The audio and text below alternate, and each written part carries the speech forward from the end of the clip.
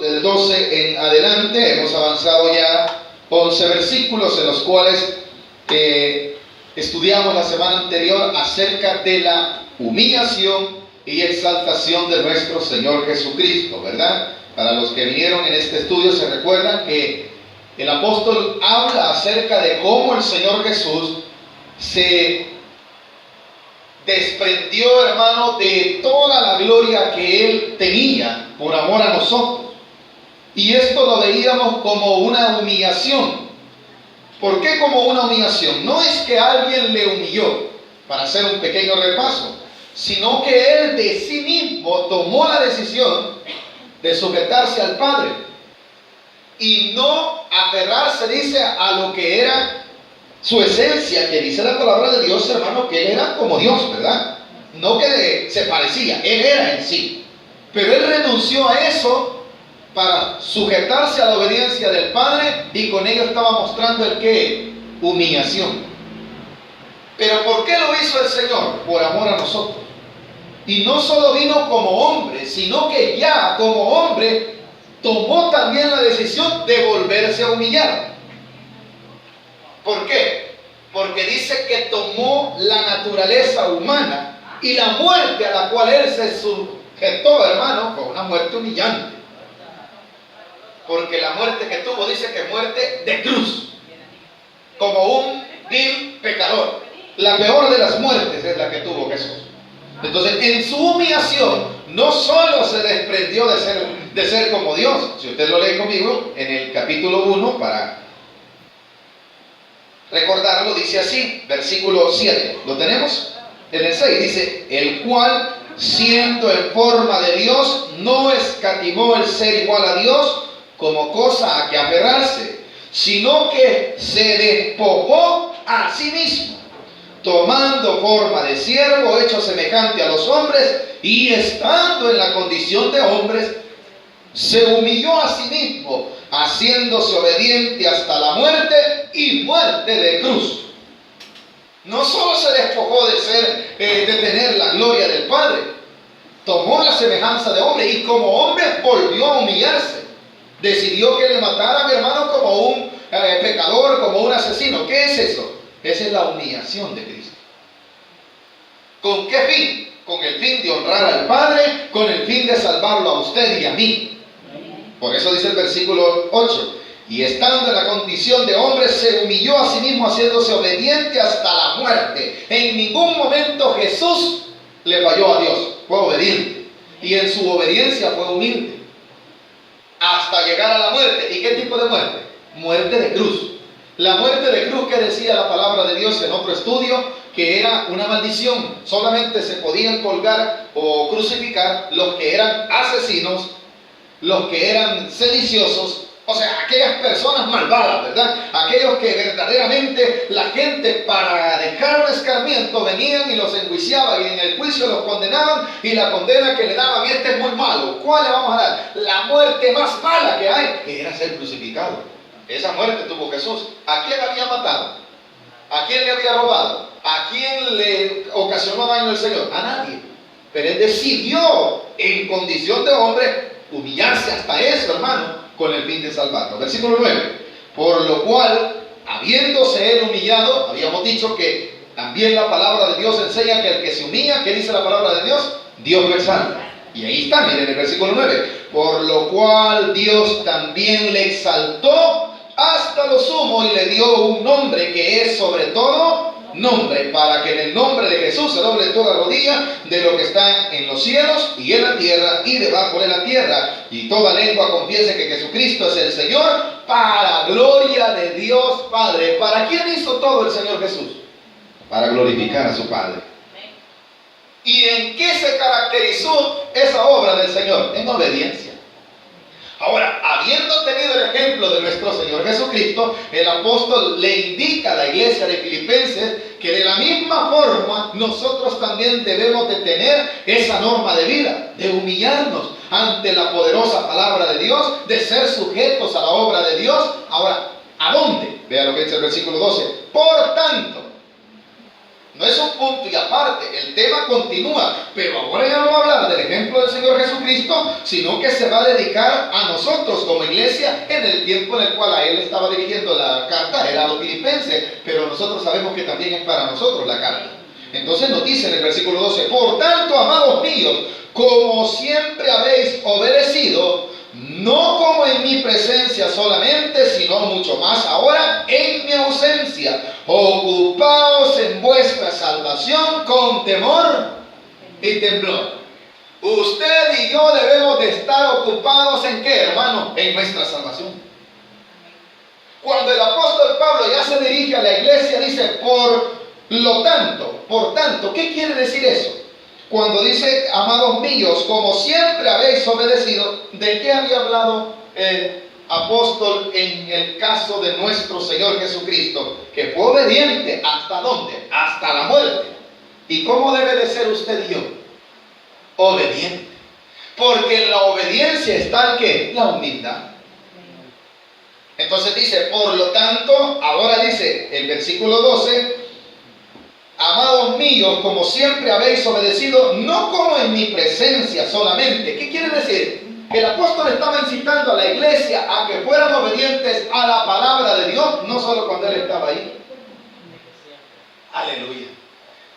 ¿Y eso para nosotros qué significa? Amado hermano, yo no solo debo de ser obediente cuando hay un hermano cerca de mí, cuando hay un pastor, cuando hay un líder o cuando usted tiene vecinos cristianos. No.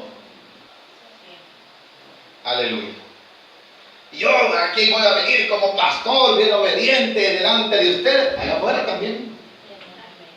Como que si ustedes estuvieran aquí conmigo. El apóstol está enseñando a la iglesia a caminar sin él. Porque no es él el motivo de su salvación, no es él el que estimula la salvación de ellos, sino que la salvación proviene de Dios. Entonces les dice, miren, ustedes deben de ser obedientes no solo cuando yo esté con vosotros, sino más ahora que yo no estoy, ocúpense siempre en la salvación. La iglesia, lastimosamente, cometemos el error de ser bonitos y ser buenos creyentes y hermanos bien bonitos aquí dentro de la iglesia.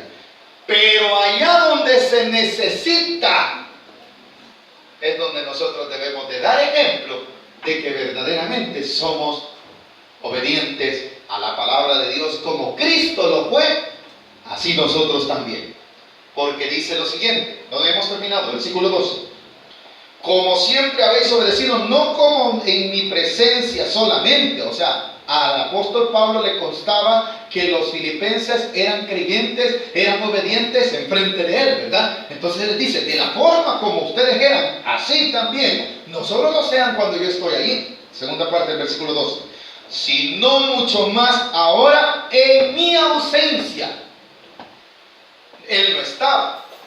Pero ¿qué quería el apóstol Pablo de estos creyentes de Filipo?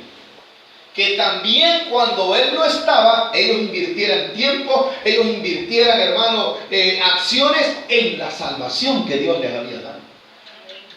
El cristiano debe de estar pensando en su salvación dentro de la iglesia y fuera de la iglesia. En la casa, en el trabajo, en la escuela, yo debo de estar, ¿en qué debo de estar ocupado, amado hermano? En la salvación. Por eso dice el versículo al final, del versículo 12. Sino mucho más ahora en mi ausencia, ocupaos en vuestra salvación. Y la forma como debe de ser, con temor y temblor. ¿Por qué la palabra temor y temblor? No se refiere al temor de miedo, ni tampoco al temblor de ese mismo miedo que produce cuando usted y yo estamos en angustia y afligidos, temblamos de miedo. Se refiere a que hay una razón por la cual usted y yo debemos de estar ocupados en la salvación. ¿Y sabe cuál es? Esa salvación no es nuestra. Esa salvación es de Dios. Y hay alguien al cual yo le debo, hermano, la salvación. Hay alguien que la ha dado a mi vida. Y hay alguien que me está viendo fuera de la iglesia. No es el pastor, no es el profeta, no es el apóstol, no son los hermanos, sino ¿quién, hermano? El mismo Señor Jesucristo. O sea, por la razón que yo debo de comportarme como una persona salvo fuera de la iglesia, es porque Dios se merece, hermano, que yo le honre, que yo le glorifique fuera de este templo.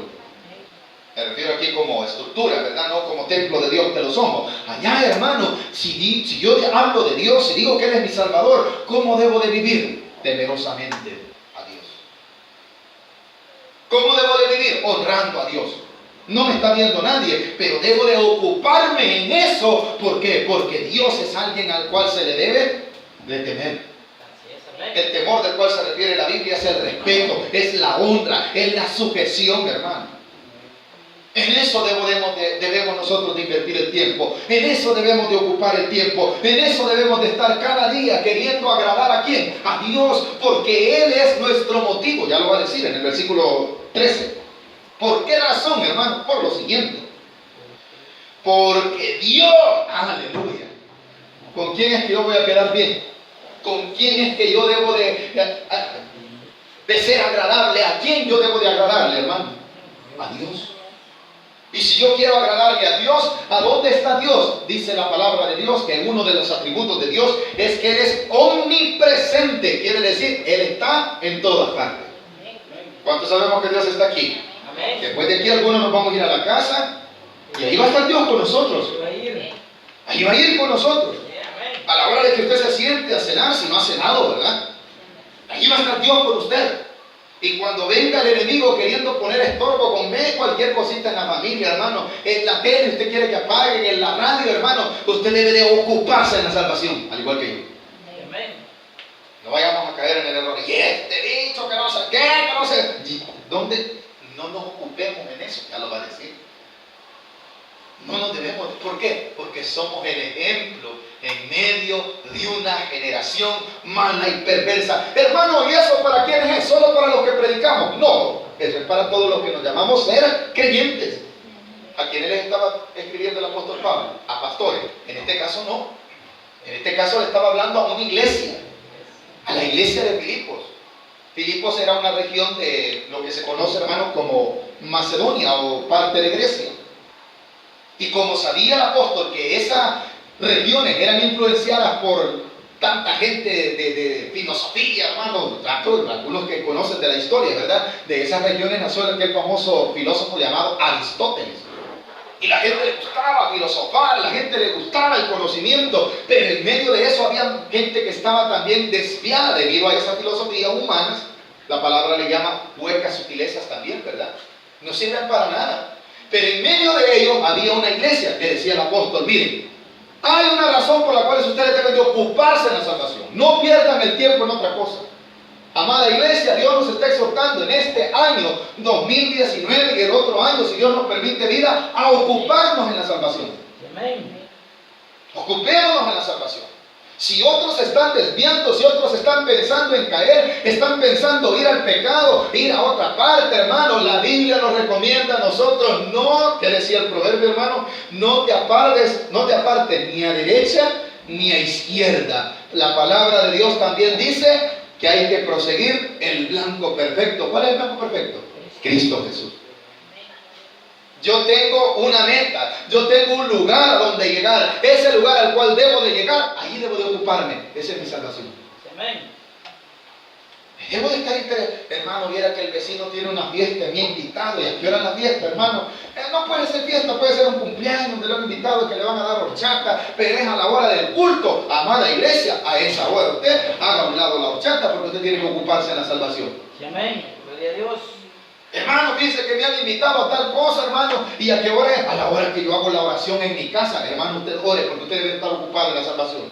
Voy, si tiene tiempo, vaya. Pero allí donde usted va, usted debe de estar ¿cómo? Ocupándose en su salvación.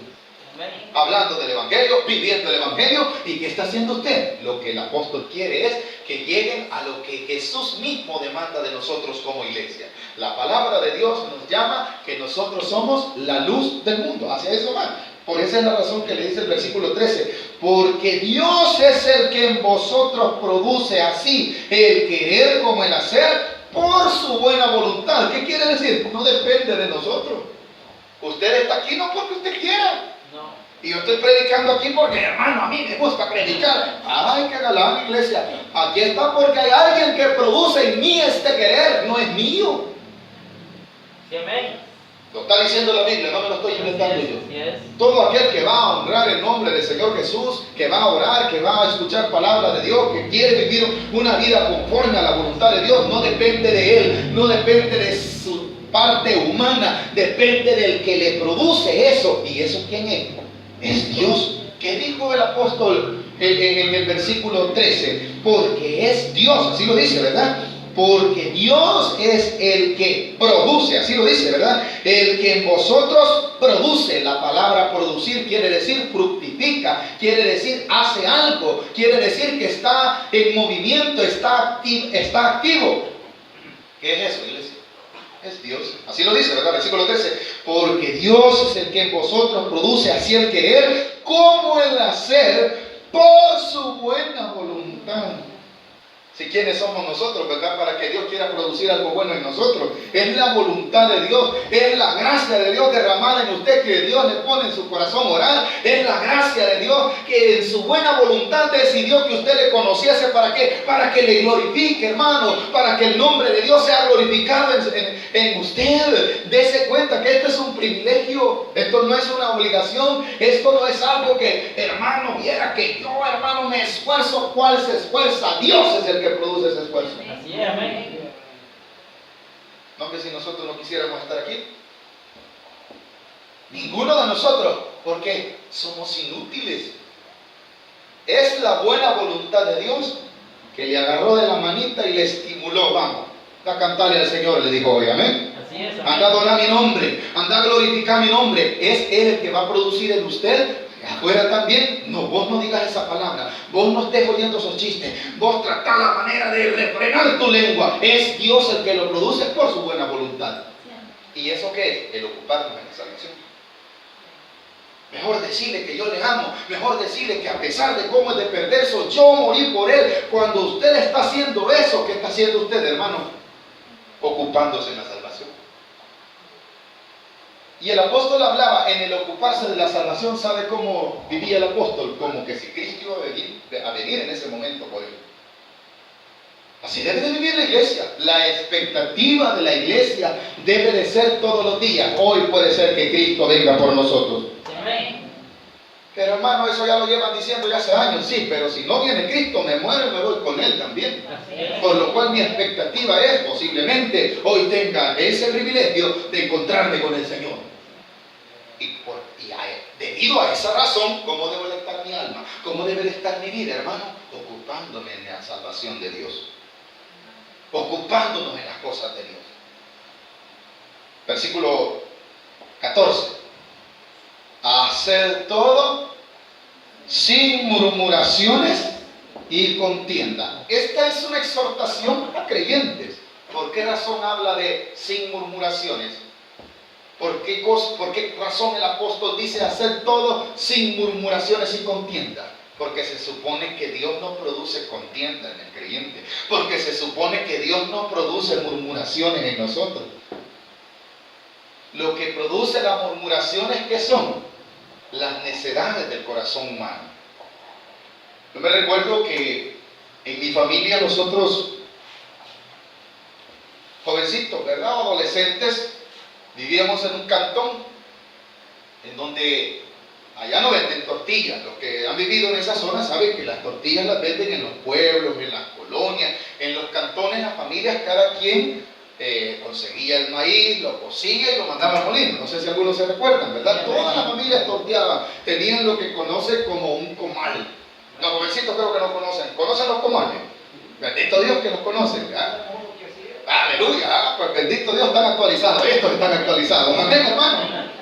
Entonces, hermano, había un deber como hijos de que cada día se tenía que ir al molino. Y era no sé si llamarlo privilegio, ¿verdad? Un oficio que, no privilegio, sino un oficio que era trasladado del mayor al menor. Y siempre, vaya cuando el de ya tenía 15, 16 años, uno de mis hermanos, ya le daba pena. Y ya decía, yo voy a ir a hacer tal cosa y que vaya al molino. Al final, hermano, el último que fue al molino fui yo. Y yo ya no tenía quién porque era el último. Y ya me daba pena. Y yo iba como murmurando. ¿Y por qué no va Morris? No, es que él anda trayendo agua. Voy a ir a traer agua yo, porque yo no quería ir al molino. ¿Cómo iba, hermano? Murmurando. Entonces, cuando usted y yo hacemos algo con murmuración, a Dios no le agrada. Es como cuando el papá o la mamá le dice, mira hijo, lávame los trastes. ¿Y por qué yo? ¿Por qué no los lava aquel? Si yo no los ensucié, que no sé qué, que no sé cuándo. ¿Qué estamos haciendo? Murmurando. Parece que Dios le está hablando.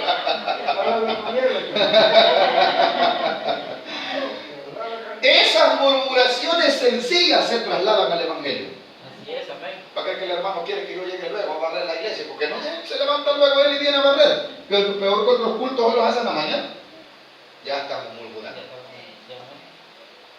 No hablemos de eso, hablemos de aquello que, tener que irle a decir a esta persona, ¿verdad? Invitarla a la iglesia, ya es murmuración.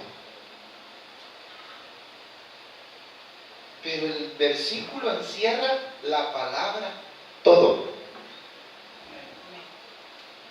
Lo volvemos a leer, versículo 14. Hacer una cosa, dice, todo.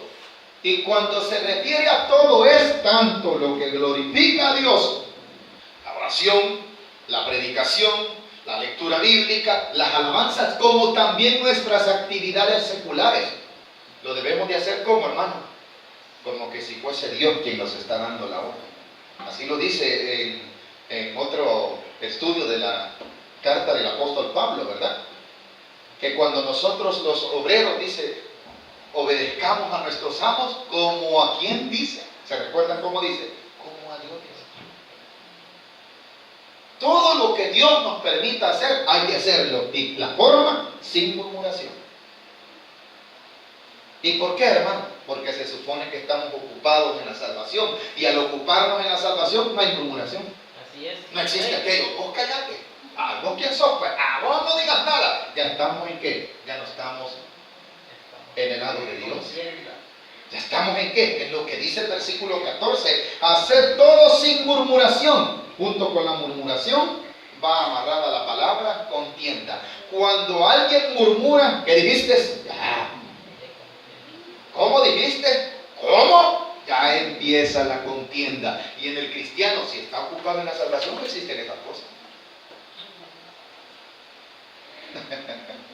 Es duro, ¿verdad, iglesia? Pero es necesario, hermano. Es necesario que la iglesia no solo se dedique a la parte espiritual. Ay, hermano, aquí estamos en gozo, estamos en bendición, hermano. Y en la calle. Y en la calle, hermano, en la familia. Vos cállate. ¿Cómo decís? A mí nadie me cae. Vaya. Usted no sabe quién soy yo.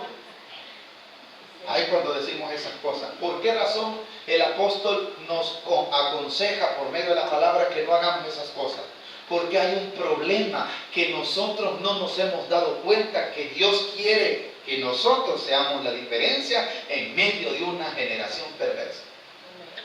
En medio de los que murmuran, tiene que haber gente que no murmura. ¿Quiénes tienen que ser? Usted y yo, los creyentes. Sí, amén. Gloria a Dios. Continúe, versículo 15. Para que seáis, como dice, aleluya. La murmuración y la contienda, ¿qué es lo que trae? Mancha. Cuando yo estoy gritando en mi casa, oigan el que dicen que es pastor. Oigan cómo le habla a la mujer. Vieja, dame la comida, le dicen. Entonces ya no existe aquella integridad de salvación. Ya no me estoy ocupando en la salvación, sino que le estoy trayendo a la salvación que mancha. La palabra irreprensible dice, ¿verdad? Para que seáis irreprensibles y sencillos hijos de Dios. ¿Por qué? Porque Él fue el que dio el ejemplo, hermano. Murmuró el Señor Jesús para morir por nosotros. ¿Hizo contienda el Señor? No. Entonces los cristianos, el mismo ejemplo tenemos que seguir. Dice el 15, para que seáis irreprensibles y sencillos hijos de Dios, sin mancha. ¿En medio de qué? En medio de ovejas, dice, hermano. en medio de vecinos que le aman y que le saludan a usted y que cuando usted pasa le dicen buenos días, hermanita, me alegro de verle, me alegro que haya amanecido. En medio de esa gente vivimos nosotros. No nos extrañemos. Ay, hermano, viera que mis vecinos, así son los míos también. Viera que mis familiares, así son los míos también. Y no en medio de ellos nacimos, pues. Así es, amén. ¿Y qué tengo que hacer? Yo ser la diferencia. Si ellos son los que ultrajan, usted calladito, buenos días diga. No diga su deseo, que Dios se lo cumpla 100 veces más en contra de usted. ¿Qué estamos trayendo a nuestra salvación? Mancha. ¿O no, iglesia? ¿Qué le estamos poniendo a las vestiduras de la salvación que Dios nos ha dado? La estamos arruinando nosotros. Y para no caer en ese error, el apóstol nos aconsejaba ocuparnos. Eso es el evangelio práctico, iglesia. Este es el evangelio que la iglesia muchas veces le cuesta.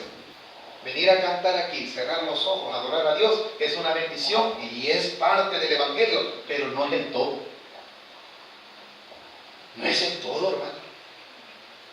No, hombre, si hasta para cantar están los artistas, está mejor que nosotros cantan. Póngales un himnario, eso que tienen un gran bozarrón, hermano. Si a Pavarotti lo tuviésemos traído aquí y le decimos que cante la alabanza, hermano, cuán grande es él. Todos nos admiramos con aquel ópera, va. ¡Wow! Igual que yo, nada que ver, ¿verdad? Vea qué bien bonito lo puede hacer. Pero eso no es cristianismo.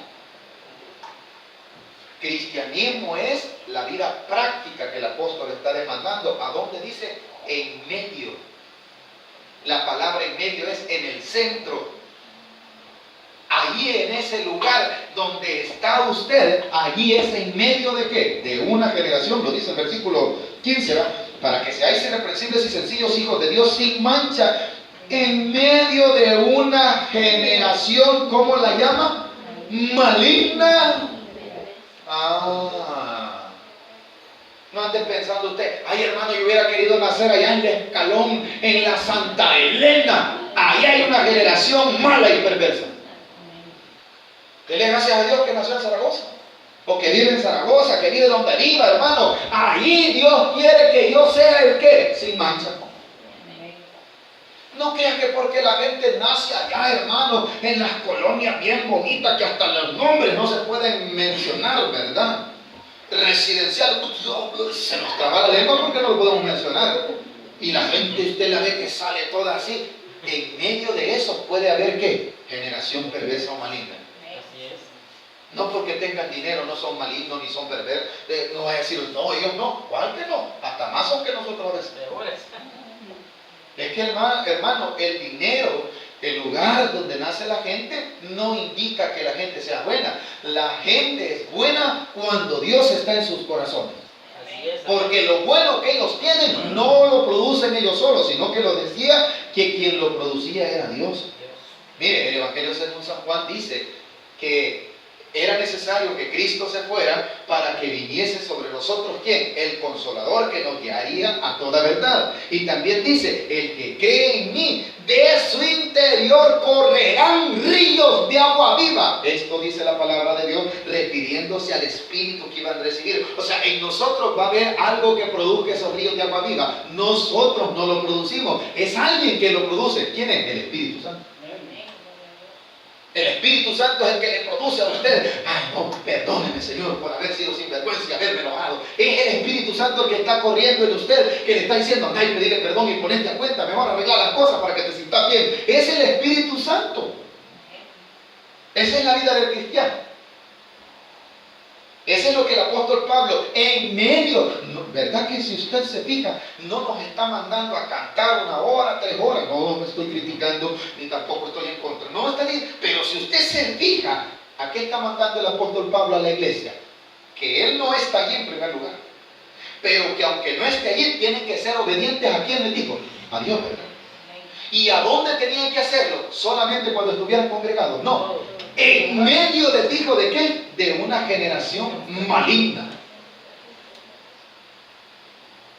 y perversa. Eso es lo peor.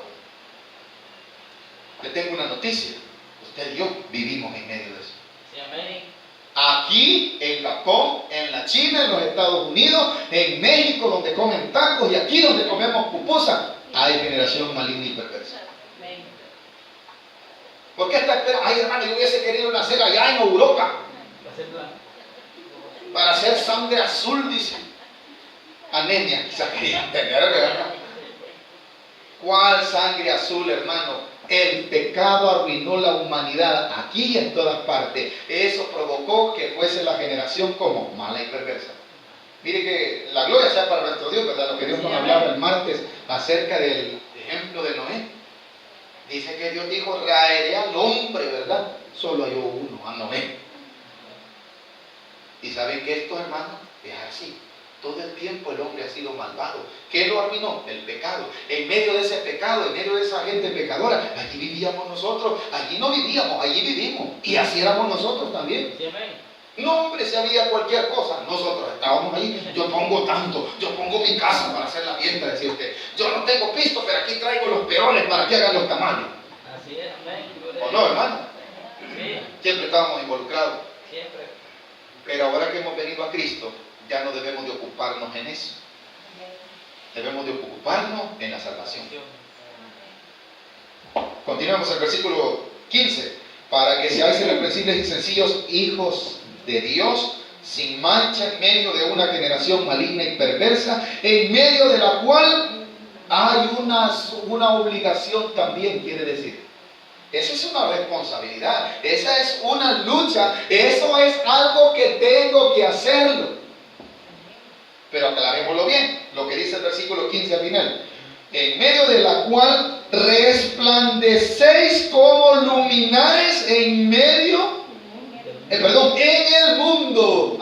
Esto no es cuando esté muerto, ni es cuando allá se pase lista. Esto es aquí. A ver, hermanos, estamos aprendiendo algo esta noche. Aquí yo debo de ser luminar, pero para ser luminar no lo puedo hacer por sí solo. Debe de haber algo que lo produzca en mí. Yo no produzco nada, lo que lo produce es Dios en mí. La palabra dice en el Salmo 119, lámpara es a mis pies, ¿el qué? ¿Y cómo? Y lumbrera en mi camino. ¿Pero qué era? ¿Él era la lámpara? No. ¿Cuál era la lámpara del salmista? La palabra de Dios. Jesús dijo estas palabras: vosotros sois la luz. Pero ¿quién era la luz en sí? Era Él. Y si nosotros lo tenemos a Él, ¿qué tenemos entonces? La luz.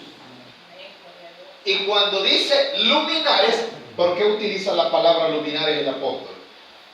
¿Cuántos sabemos que se resaltan en medio de la oscuridad? En la noche, ¿qué es lo que se resalta en los días de verano, hermano? Las estrellas, la luna, y en el día, ¿cuál es la luminaria más grande? El sol. Esa es la obligación suya y mía. En medio de este mundo, ser una luminaria. Quiere decir, ser una luz. Pero para ser una luz, yo necesito que esa luz la produzca alguien. Ese lo produce Jesús. Eso lo produce el Espíritu Santo. ¿Cuándo? Cuando yo soy obediente. Cuando yo me comporto como hijo de Dios. ¿Qué estoy haciendo? Alumbrando. Correcto. ¿Qué era Noé en medio de la generación malvada? Una luz. ¿Qué es usted en medio de la generación malvada? Una luz.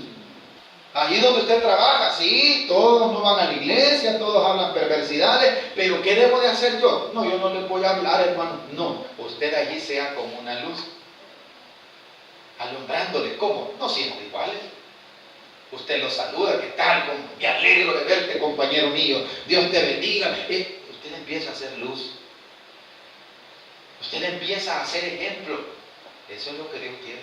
Usted y yo somos llamados a ser bendición en medio de este mundo malvado. Lo dice la palabra de Dios.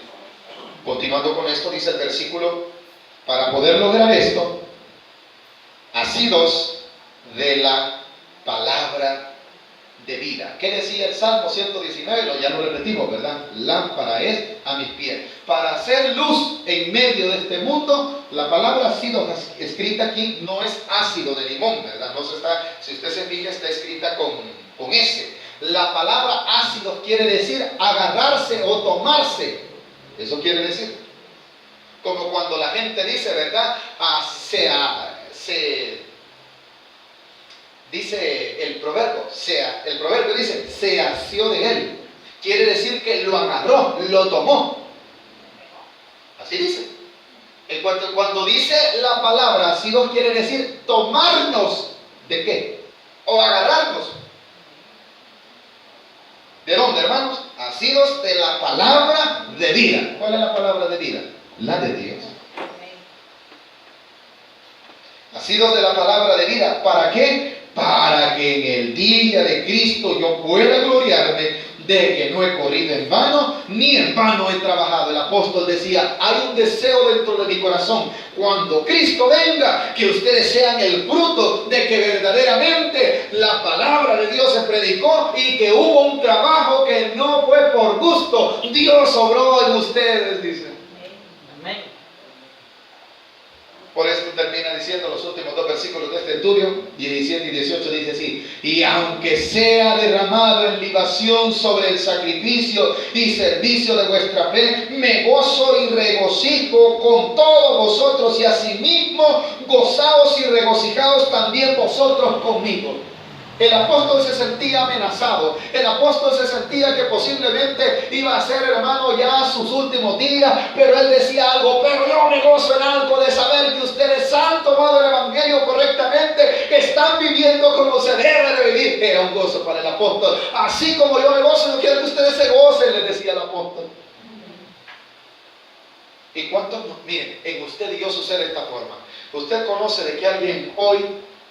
Me dieron la noticia visité a mi madre y me dice, mi hermano pastor me dice, ¿sabés quién se ha convertido al evangelio? Y me dijo el nombre de un amigo que nosotros conocimos. Mire, y me dice, mira este video. Y sale aquel varón cambiado, hermano, cantándole al Señor aquella alabanza que dice, ven a la luz que te da Jesús. Yo nunca me imaginé verlo así.